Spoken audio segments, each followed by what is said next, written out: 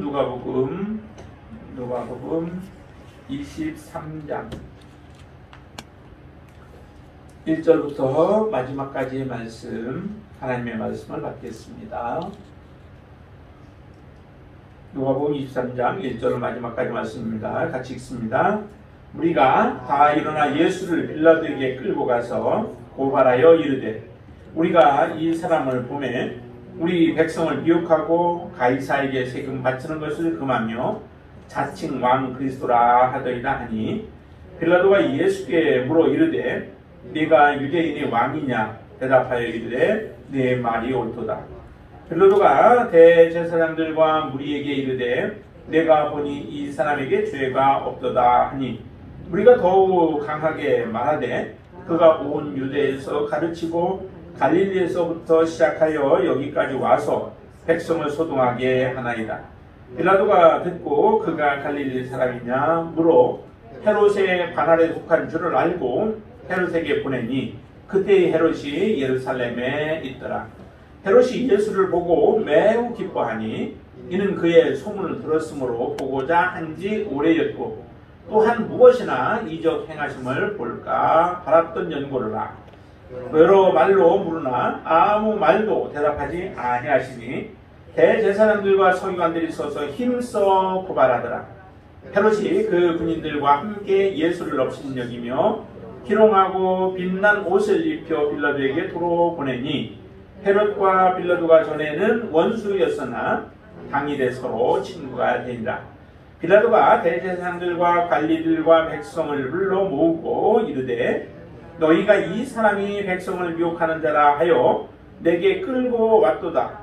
보라, 내가 너희 앞에서 신문하였으되 너희가 고발하는 일에 대하여 이 사람에게서 죄를 찾지 못하였고, 헤롯이 또한 그렇게 하여 그를 우리에게 도로 보내었도다. 보라, 그가 행한 일에는 죽일 일이 없느니라. 그러므로 때려서 놓겠노라. 우리가 일제히 소리 질러 이르되, 이 사람을 없이하고 바라바를 우리에게 놓아주소서 하니, 이 바라바는 성중에서 일어난 밀란과 살인으로 말미암아 옥에 갇힌 자로라. 빌라도는 예수를 놓고자 하여 다시 그들에게 말하되, 그들은 소리 질러 이르되, 그를 십자가에 못 박게 하소서, 십자가에 못 박게 하소서 하는지라.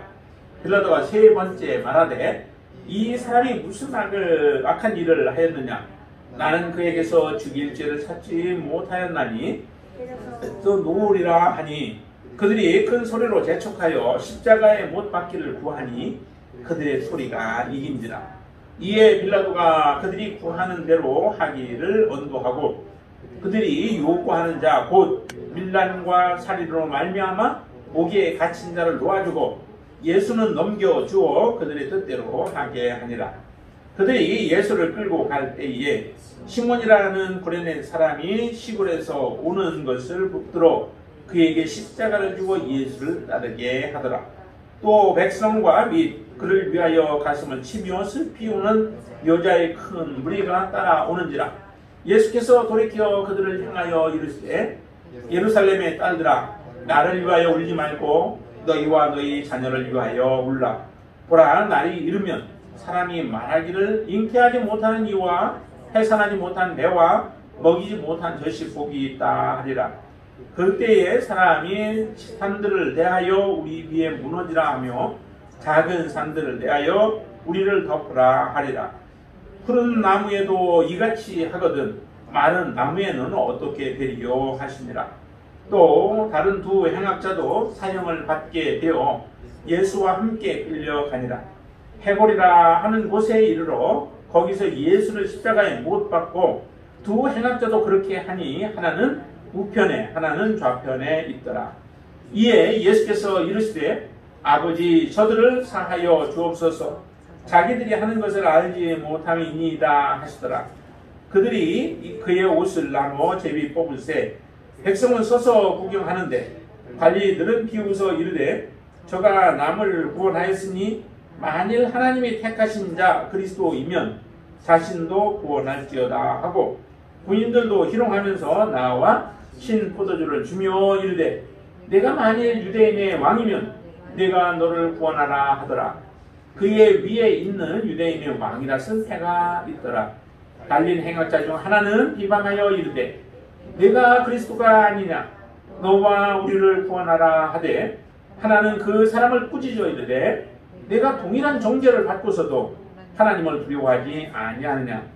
우리는 우리가 행한 일에 상당한 도움을 받는 것이니 이에 당연하거니와 이 사람이 행한 것은 옳지 않은 것이 없느니라 하고 이르되 예수여 당신의 나라에 임하실 때에 나를 기억하소서 하니 예수께서 이르시되 내가 진실로 내게 이르노니 오늘 내가 나와 함께 낙원에 있으리라 하시니라. 때가 제60쯤 되어 해가 빛을 잃고 온 땅의 어둠이 임하여 제9시까지 계속하며 성수의 휘장이 한 가운데가 찢어지더라. 예수께서 큰 소리로 불러 이르시되 아버지여 내 영혼을 아버지 손에 부탁하나이다 하고 이 말씀을 하신 후 숨지시니라. 백부장이 그 된 일을 보고 하나님께 영광을 돌려 이르되 이 사람은 정녕 의인이었도다 하고 이를 구경하러 모인 무리도 그 된 일을 보고 다 가슴을 치며 돌아가고 예수를 아는 자들과 갈릴리로부터 따라온 여자들도 다 멀리 서서 이 일을 보니라. 공예의 구원으로 선하고 의로운 요셉이라 하는 사람이 있으니 그들의 결의와 행사에 찬성하지 아니한 자라.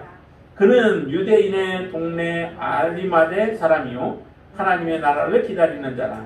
그가 빌라도에게 가서 예수의 시체를 달라 하여 이를 내려 샘 앞으로 싸고 아직 사람을 장사한 일이 없는 바위 위에 한 무덤에 넣어두니 이날은 준비일이요 안식일이 거의 되었더라.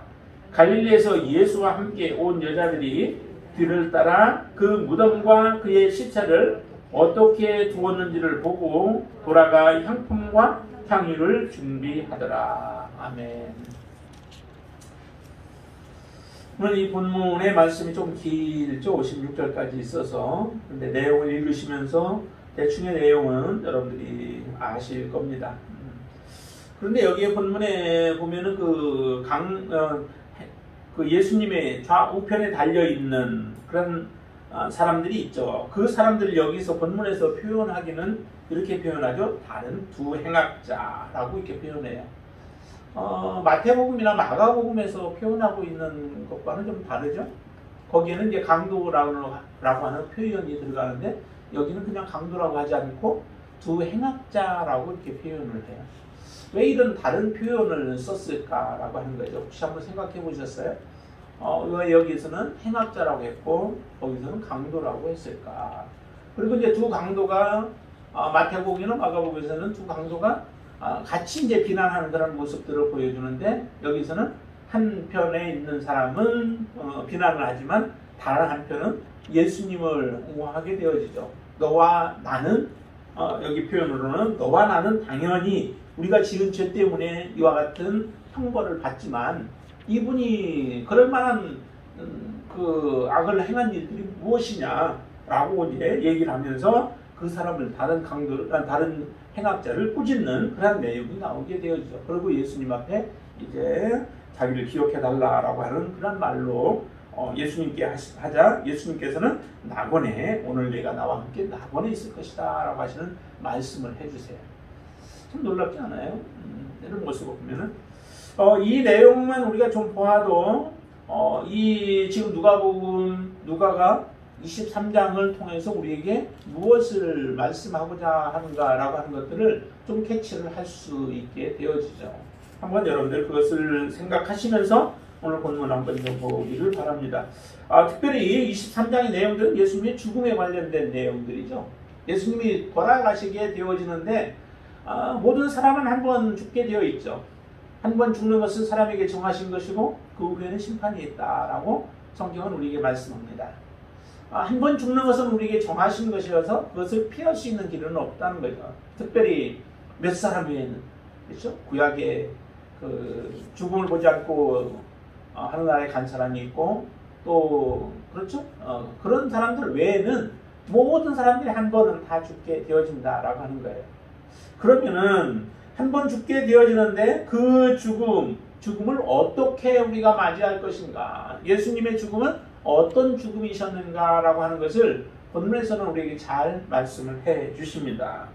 자, 한번 보실까요? 예수님의 죽으심은 죽으심에 대해서 그 예수님의 죽으심이 어떠한 죽음이었는가라고 하는 것을 우리에게 그 증거해 주는 내용들이 좀 있습니다. 한번 보실까요? 4절 말씀 한번 보세요.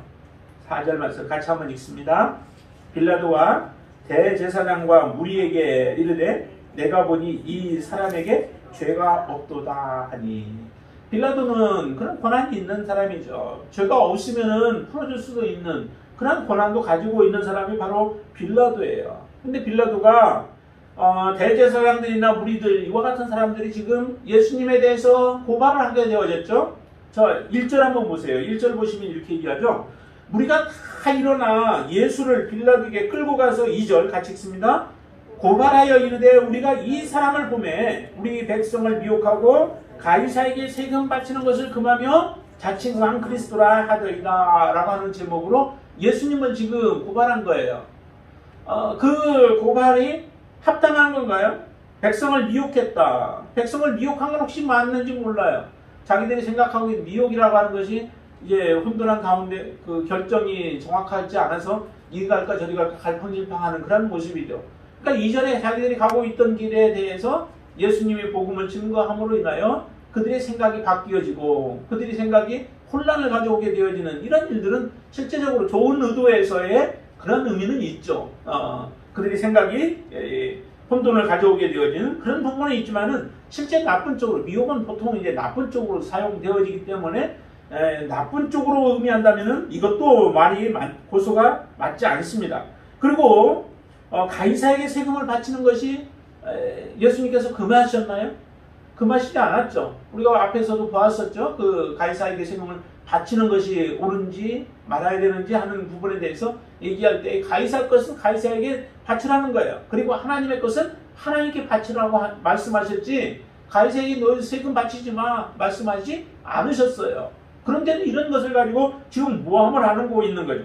그리고 자칭 왕 그리스도라라고 얘기를 한 거죠. 자칭 유대인의 왕이라고 얘기를 했죠. 유대인의 왕. 그러니까 정확한 팩트도 아닌 것을 가지고서 예수님을 지금 고발을 해서 죽이려고 지금 작정을 하고 사람들이 달려드는데 빌라도가 바라볼 때는 그 사람들이 지금 고발한 내용들이 죽일 만한 이유가 없다라고 하는 거예요.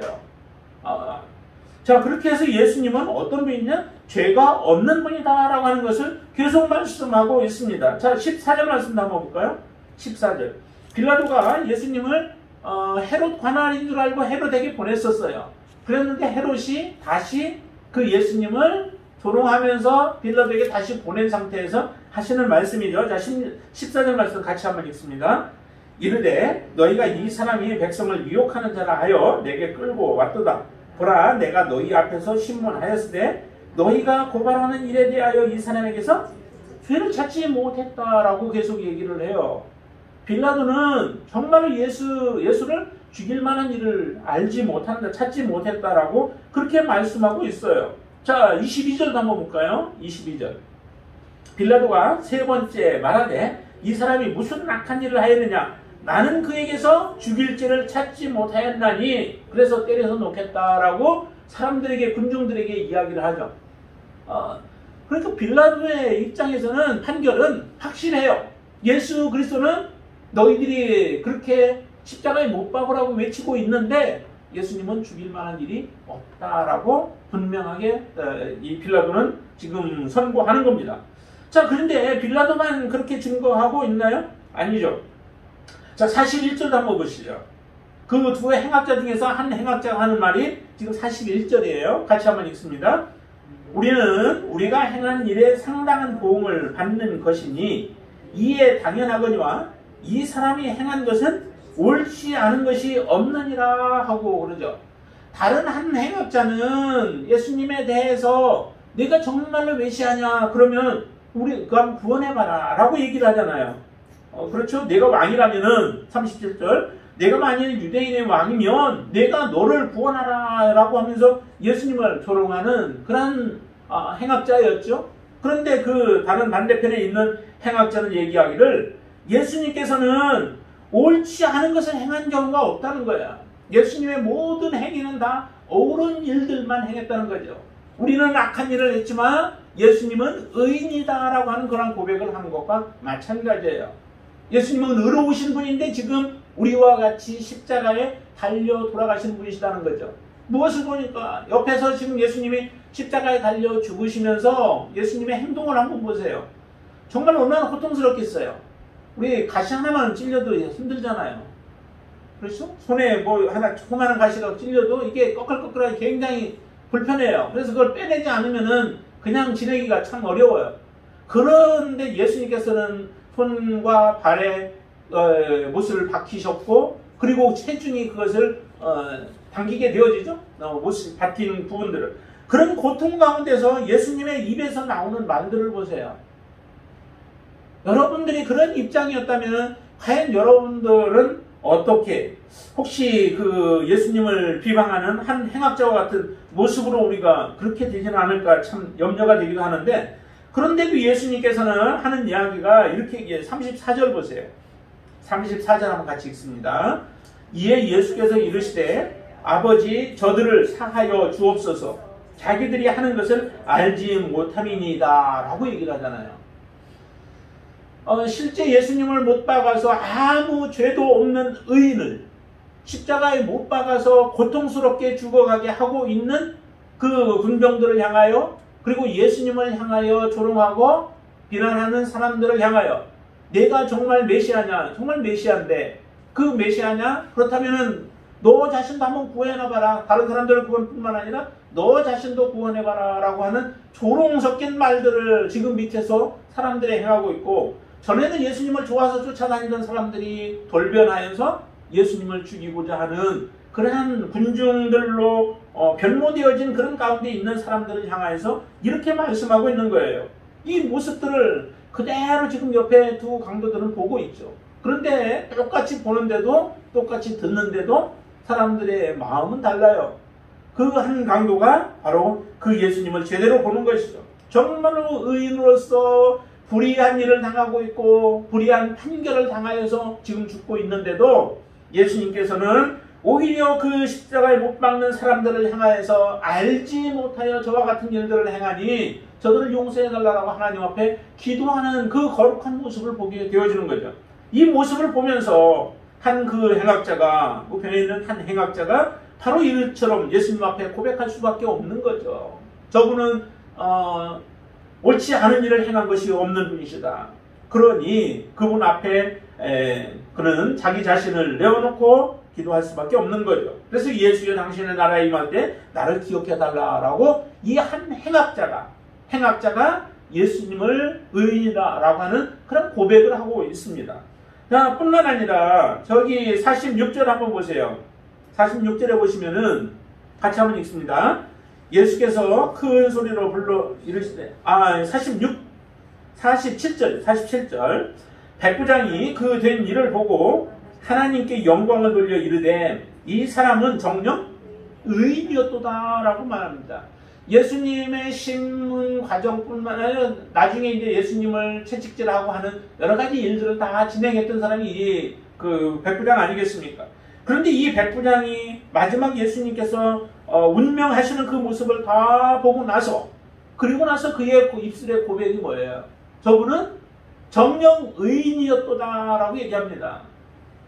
의인인 예수 그리스도가 십자가에 못 박혀 죽으시는 그 모습을 보면서 고백한 거예요. 이 사람은 유대인도 아니잖아요. 유대인도 아니면서도 예수님이 하셨던 그 한 걸음 한 걸음 행하시는 일들을 바라보면서 그의 입에서 터져 나올 수밖에 없었던 것이 저분은 의인이었구나라고 그렇게 고백하고 있는 것이죠. 자, 또 한 사람 더 보시면은 50절과 51절 한번 보실까요? 같이 한번 읽습니다. 공회의 의원으로 선하고 의로운 요셉이라 하는 사람이 있으니 그들의 결의와 행사에 찬성하지 아니한 자라. 그는 유대인의 동네 아리마대 사람이요 하나님의 나라를 기다리는 자라라고 얘기를 해요. 요셉에 대한 설명이죠. 아리마대라고 하는 지역에 살고 있는 사람인데 이 요셉은 선하고 의로운 요셉이라고 표현합니다. 선하고 의로운 자. 그런데 왜 선하고 의롭다라고 하냐면 51절에 그들의 결의와 행사에 찬성하지 아니한 자라고 얘기해요. 그들의 결의는 예수님을 죽이고자 하는 사람들의 그 결의와 또 그들의 행사, 이것에 동참하지 않는 자라는 거예요. 그러니까 악한 자들의 행하는 일들이 예수님을 죽이려고 하는 일들이었고, 그것의 반대편에 서서 옳은 길을 걸어가고 선한 길을 걸어가고 있는 사람이 바로 요셉이다라고 하는 겁니다. 이 요셉이 예수님이 십자가에 달려 돌아가신 후에 요셉이 예수님의 시체를 가져다가 자기가 장사되어야 할 그 무덤에 예수님을 거기에 모시게 되어지는 그 내용을 보여주죠. 이 내용도 요셉이 바로 의로운 사람이었고, 그 의로운 요셉이 예수님의 시체를 가져가는, 예수님과 함께하고 예수님의 뜻에 동의하는 그러한 사람이었다라고 하는 것을 통하여서 우리에게 예수님은 의인이었다라고 하는 것을 우리에게 그대로 말씀해 주고 있는 거예요. 이처럼 23장에서 누가복음 23장에서 예수님이 정말 의로우신 분이셨다라고 하는 증거들을 우리에게 많이 보여주십니다. 이처럼 예수님께서 의로우신 분이 십자가에 죽으셨다라고 하면은 그분의 죽으심은 정말 의미가 있는 거죠. 동일한 죄인들이 죄를 짓고 나서 죄에 합당한 대가로 십자가에 죽는 것이 아니라, 저분은 십자가에 달려 죽으실 분이 아니고 죽으셔서도 안 되실 분인데도 불구하고 예수님이 십자가에 죽으시는 거예요. 그럼 그 이유가 무엇이겠습니까?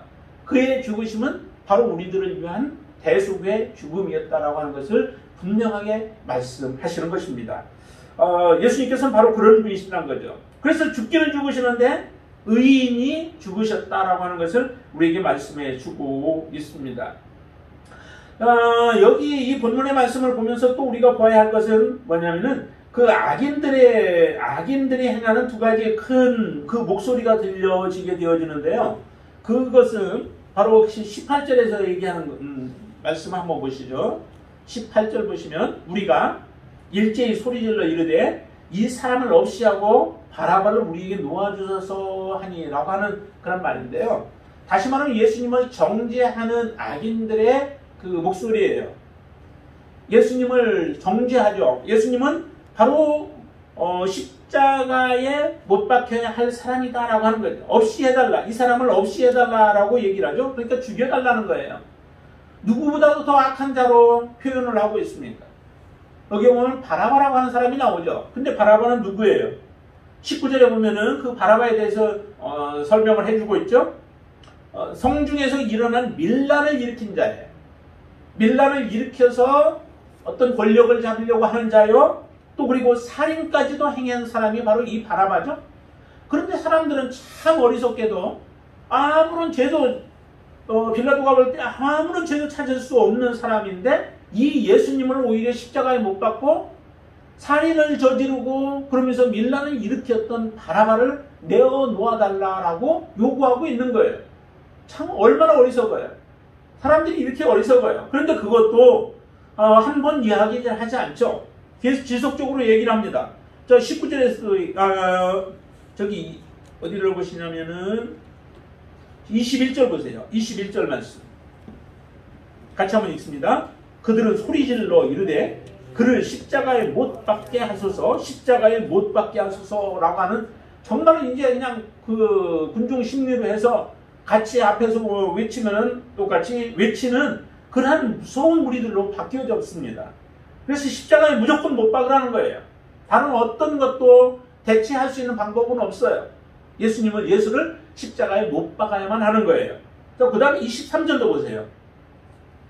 그들이 큰 소리로 재촉하여 십자가에 못 박기를 구하니 그들의 소리가 이긴지라. 빌라도도 꼼짝 못하게 되어진 거죠. 그 권세, 큰 권세를 가지고 있는 빌라도가 그냥 집행하면 돼요. 이 사람은 죄가 없다라고 딱 집행하고 예수를 석방해버리면 되는데, 사람들의 그 소리가 얼마나 그 위협적으로 들렸던지, 그의 마음에 무겁게 들려왔던지 그 소리를 무시하지는 못하는 거예요. 권력의 자리에 있을 때는 사실은 백성들을 잘 다스리라고 그 권력을 주시는 거죠.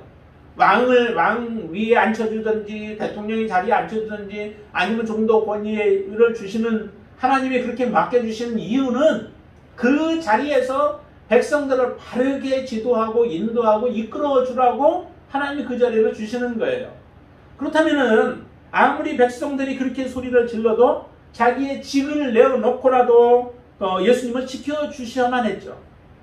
자기가 죽을지라도 아니면 사람들의 그 군중 심리에 의해서 자기가 그 자리에서 내려와야 할지라도 예수 그리스도는 죄가 없는 분이시다라고 하는 외침뿐만 아니라 예수 그리스도를 정말 석방을 해 주어야 되죠. 그게 마땅히 빌라도가 해야 할 사명이에요. 그 사명을 잃어버리는 거죠. 사람들의 목소리 때문에, 군중의 소리 때문에 그 자기가 해야 할 사명을 잃어버리고 결국은 내어놓게 되어지죠. 군중들의 뜻에 따라서 행하도록 그대로 내어 맡겼다라고 얘기를 하죠. 그 소리가 이긴지라 24절. 이에 빌라도가 그들이 구하는 대로 하기를 언도했다라고 얘기합니다. 말로는 입술로는 예수가 죄가 없다고 했지만 실제 그의 행동은 예수가 죄가 있는 자로 그렇게 내어주는 것과 똑같은 모습이에요. 이렇게 내어줘서는 안 되죠. 여러분들에게 주어진 사명이 무엇인지 그것도 마찬가지입니다. 그게 혹시 작은 것이라 할지라도 여러분들 각자에게 주어진 하나님의 사명이 있습니다. 그 사명의 자리에서 여러분들이 충성스럽게 감당할 때에 하나님의 칭찬이 있는 거죠. 한 달란트 받은 자도 칭찬받을 수 있는 비결이 있었다면은 그것은 맡겨진 것을 가지고 열심히 일을 하는 거죠. 맡겨진 그 달란트를 주님을 위하여서 사용하는 것이죠. 그럴 때에 잘했다고 칭찬을 받을 수 있겠죠.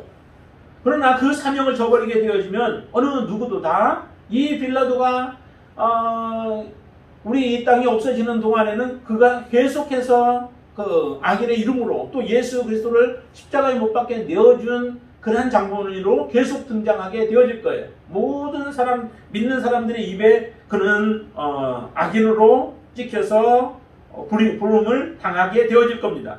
저와 여러분들이 그런 사람이 되지 않게 되어지기를 바랍니다. 이처럼 예수님을 정죄하는 그런 악인들이 있는가 하면 또 하나는 예수님을 계속해서 조롱하는 사람들의 목소리가 있죠. 그 조롱하는 사람들의 목소리가 아까 얘기했지만은 악인이 한 행악자가 그렇게 행하죠. 행악자가 사실 예수님을 조롱할 만한 그런 자격이 있나요? 자기는 자기 죄로 말미암아 죽어가는 그런 사람이 어떻게 예수님을 옆에서 조롱할 수 있겠어요? 자기 죄 때문에 부끄러워해야 되고 자기 죄 때문에 자기 마땅히 죽어야 할 자가 예수님을 조롱하는 그런 모습이 나오죠. 얼마나 악하면 이와 같은 일들이 일어나는가라고 하는 거죠. 그래서 예수님을 계속해서 조롱하고 있는 그 모습을 우리에게 보여주고 있습니다. 또 예수님을 조롱하는 사람들이 있죠. 거기에 보면은 앞에는 11절 한번 보세요. 11절에 보면은 11절 한번 같이 볼까요? 대제사장과 이제 서기관들이 계속해서 예수님을 고발하고 있는데 11절 헤롯이 그 군인들과 함께 예수를 업심여기며 희롱하고 빛난 옷을 입혀 빌라도에게 도로 보냈다라고 얘기를 하죠. 헤롯도 권세가 있는 사람이죠. 근데 군인들과 함께 예수를 업심여기고 처음에는 예수님을 볼 때 굉장히 좋아했어요. 기뻐했어요. 왜냐하면 예수님께서 무언가 그 기적을 행할 줄 알고 그리고 여러 가지로 묻지만 예수님이 대답을 안 하시죠.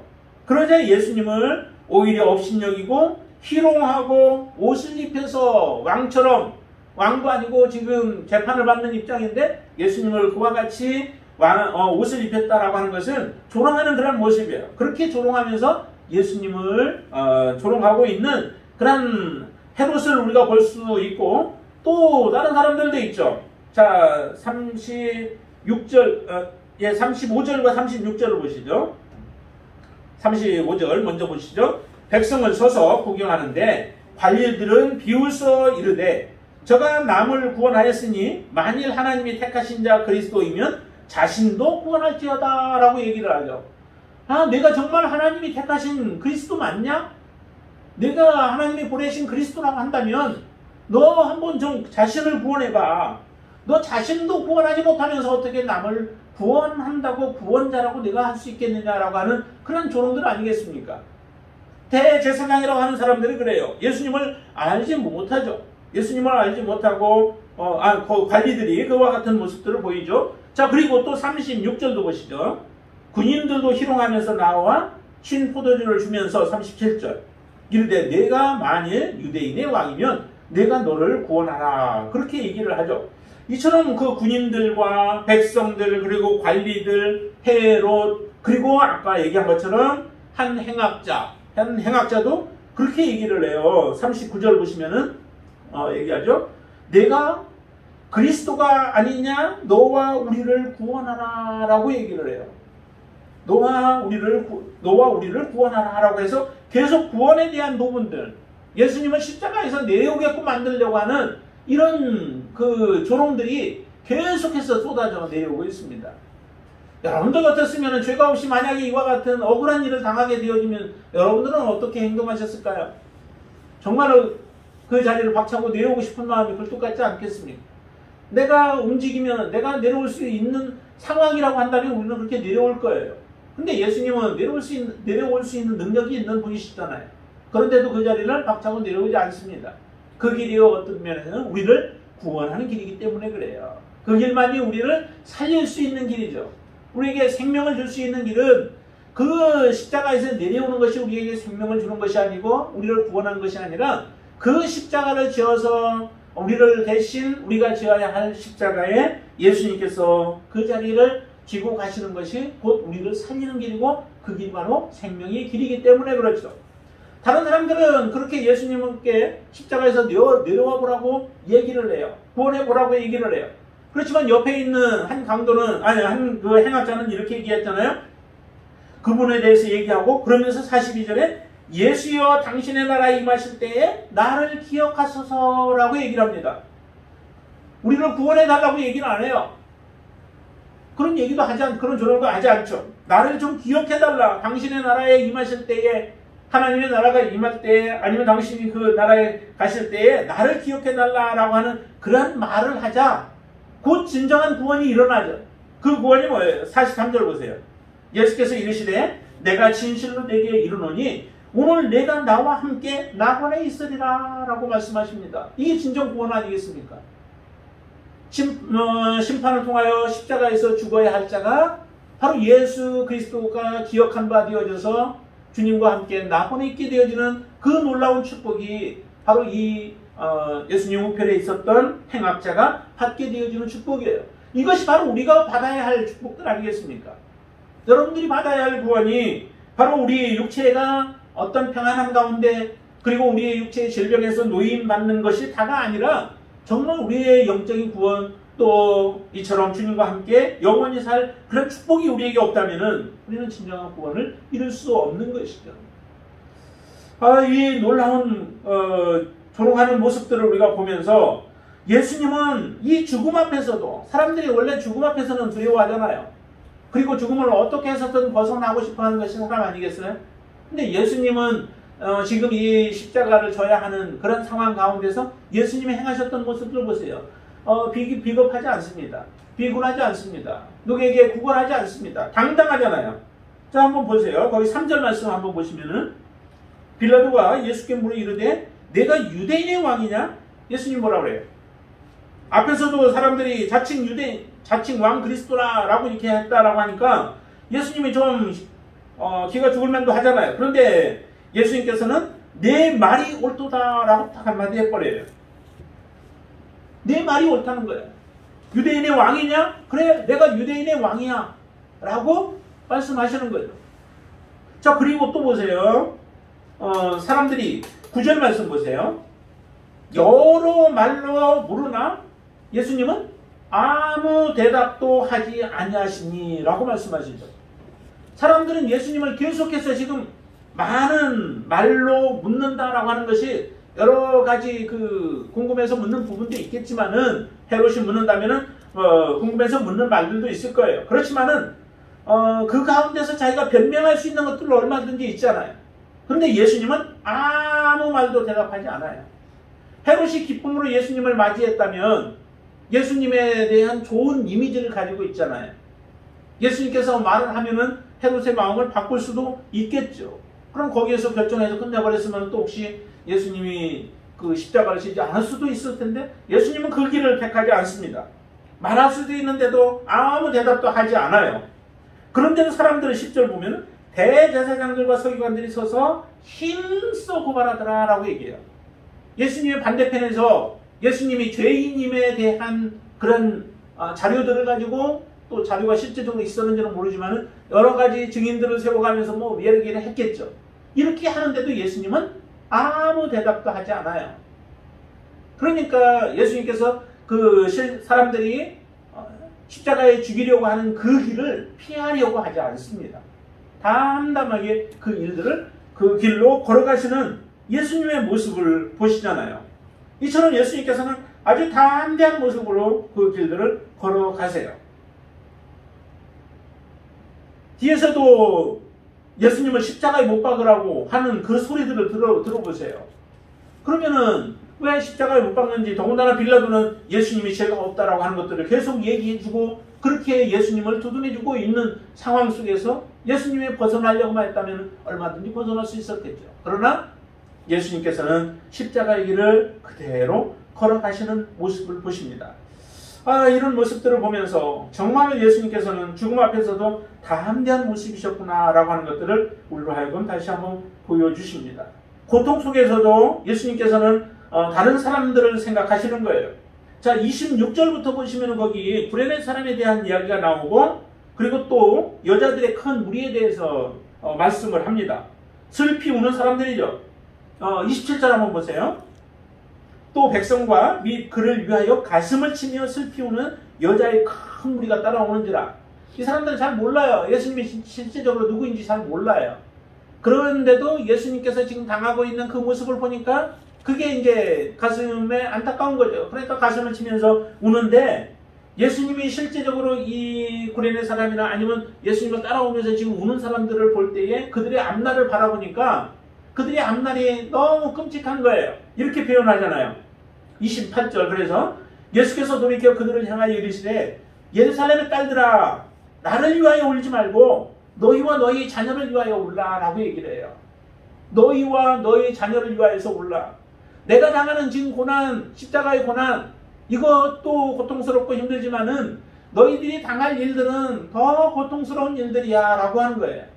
그렇기 때문에 실제 너희와 너희 자녀들을 위하여서 울라라고 그렇게 말씀하시죠. 얼마나 끔찍한 것인지를 이전에 우리 문재환 형제가 얘기한 것처럼 앞에서 그 징조에 대한 부분들을 얘기할 때 한국과 같은 그런 모습들이 또 거기에 등장하죠. 29절과 30절 보면은 그런 어려운 일들이 닥쳐요. 그러니까 심지어는 이렇게까지 얘기하죠.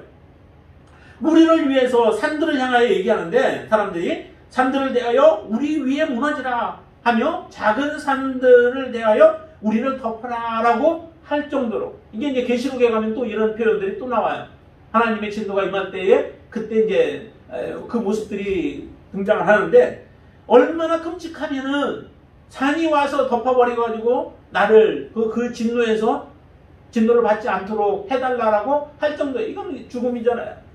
그런데도 그와 같은 끔찍한 일들이 너의 앞에 있을 것을 바라보면서 너희들은 그것을 대비해야 된다. 그래서 울어라 라고 얘기하는 거예요. 아직 주님을 사실은 알지 못하는 사람들이겠죠. 그러니까 회개하라라고 하는 의미를 포함하고 있는 거예요.